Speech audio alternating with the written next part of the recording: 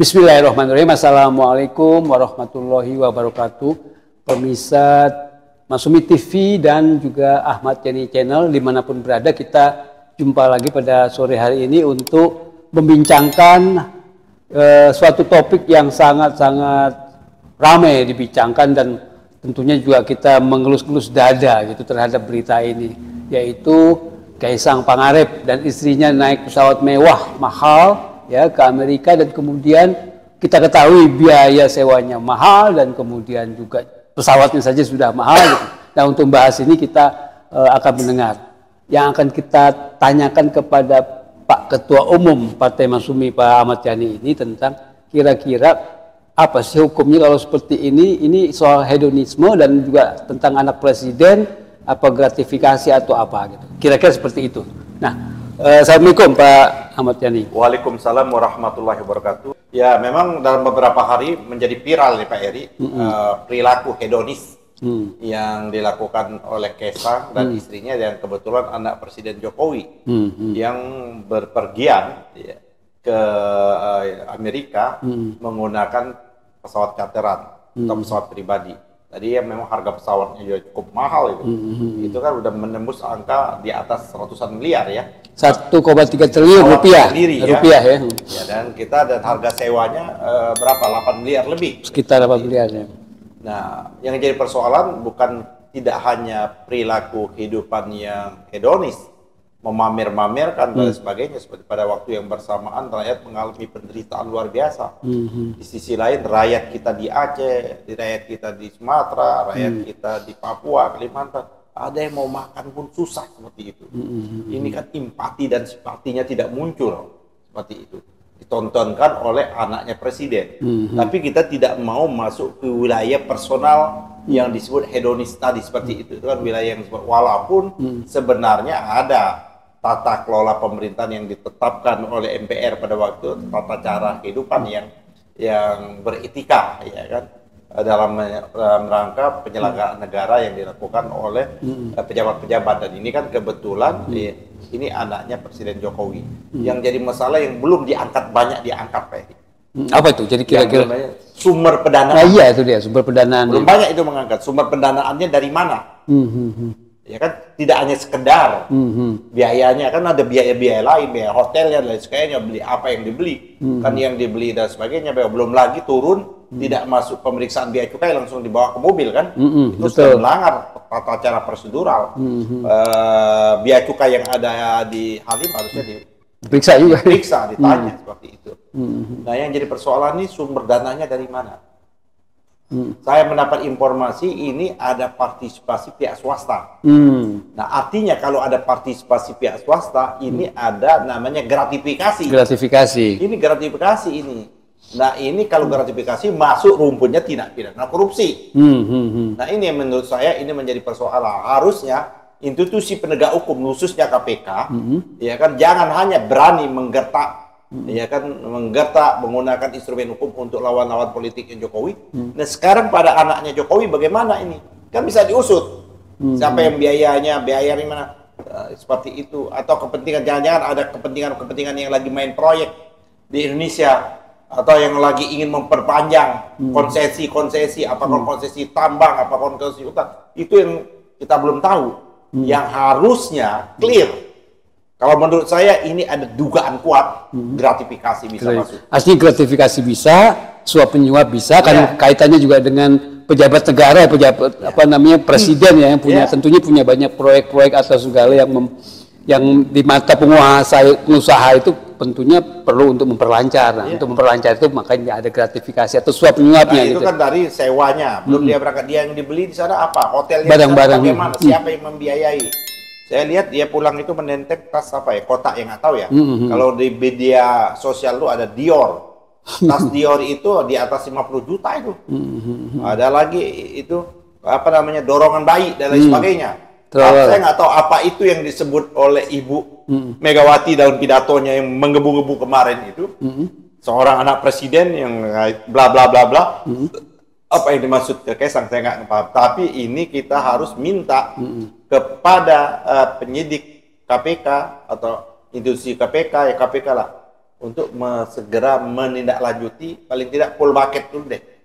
Pengumpulan barang-barang, keterangan, pengumpulan bukti dan keterangan-keterangan Pak Eri. Ya, masalahnya kan Jokowi sendiri ya, artinya kan nggak punya empati, nggak bisa mendidik anak-anaknya untuk sabar dulu, jangan kemana-mana dulu. Ini kondisi lagi sudah banyak dilaporkan dulu juga ini, makanya dulu kan pernah dilaporkan Ubedillah Badrun. Iya. Iya kan, bagaimana di dalam ini ternyata ada transaksi yang diduga mendapat suntikan dana dari yang lagi berperkara di Mahkamah Agung yang menyangkut asal denda tentang lingkungan seperti itu.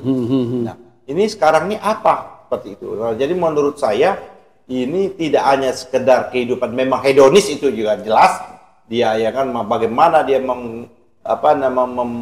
mempraktekkan pola hidup, gaya hidup yang betul-betul hedonis, Jesuit gitu kan, dia set seperti itu di tengah-tengah penderitaan rakyat. Itu sisi yang lain itu Pak Eri, satu sisi.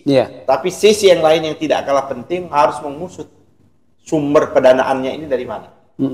Ini siapa yang paling ini, kejaksaan, KPK? Kalau saya nggak usah, kita KPK saja. Langsung KPK. Kalau masalahnya KPK ini benar ini membuktikan juga, sekaligus KPK membuktikan bahwa dia bukan under control Jokowi.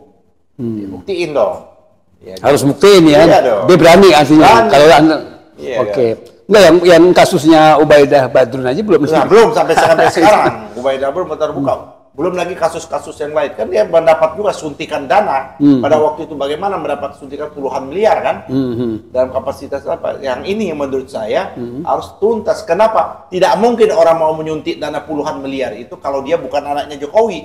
Karena presiden. Karena dia ada melekat jabatan bapaknya sebagai presiden. Itulah yang disebut bisa gratifikasi, bisa juga terindikasi suap seperti itu. Iya. Artinya ini bahaya sekali ya Jokowi, apalagi ngeliat demo-demo hari ini yang memintanya untuk mundur. Ya, sekarang gitu Pak Eri, memang di mana-mana orang udah marah, rakyat marah.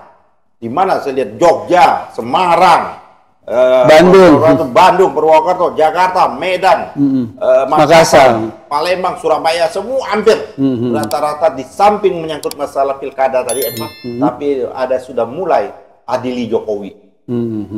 Jangan lupa lu, ya kan, presiden bisa aja ada mantan presiden itu diadili.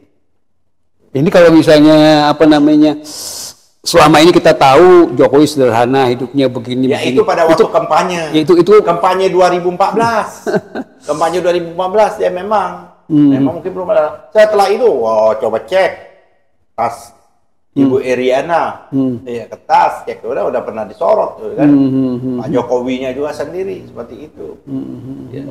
Jadi apa namanya, kasus anggaplah ini betul gratifikasi atau suap ya gitu ya, itu bisa menjatuhkan Jokowi. Oh iya, kalau itu kan jelas melanggar sumpah dan janji jabatan, itu sumpah presiden, itu bisa diimpeach seperti itu. Nah, tapi itu kan dalam konteks pengelolaan kan. Kalau menurut saya bukan hanya tapi diminta pertanggungjawaban. Diminta pertanggungjawaban. Oke. Itu secara hukum. Jadi nggak bisa lepas. Oke, ya secara administrasi kepemerintahan yang sudah selesai. Tapi dugaan pelanggaran hukum, dugaan tidak pidana korupsi itu masih bisa dituntut. Iya. Gitu, Pak. Artinya kasus Kaisang ini menambah urutan atau kasus-kasus yang arahnya memang menjatuhkan Jokowi, dan pengertian memang kondisinya seperti itu. Dia nggak sadar bahwa anaknya seperti itu jatuhkan nama baik dia, nama. Ya, itu peran orang tua kan harusnya. Itu dia orang tua. Ya, jadi menurut saya memang kan pengusaha itu gini loh. Kalau memang dia bisa masuk melalui si pejabat, dia masuk pejabat. Kalau tidak, dia masuk melalui sisi kanan, istri, melalui anak, melalui adik, dan sebagainya. Ponakan semua. Sehingga bagaimana kepentingan para oligarki, para pengusaha jahat ini, pengusaha hitam ini, dia bisa bergelibat gelindan itu dengan kepentingan mereka menempel di kepentingan di kekuasaan penguasa itu. Dia bagaikan benalu seperti itu. Betul. Gitu. Jadi menurut saya ini tidak bisa dapat itu.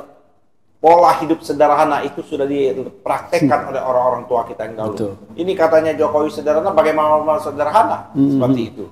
Pola hidupnya, pola perilakunya, naik pesawat boleh dia ke Amerika, kenapa tidak menggunakan pesawat komersil?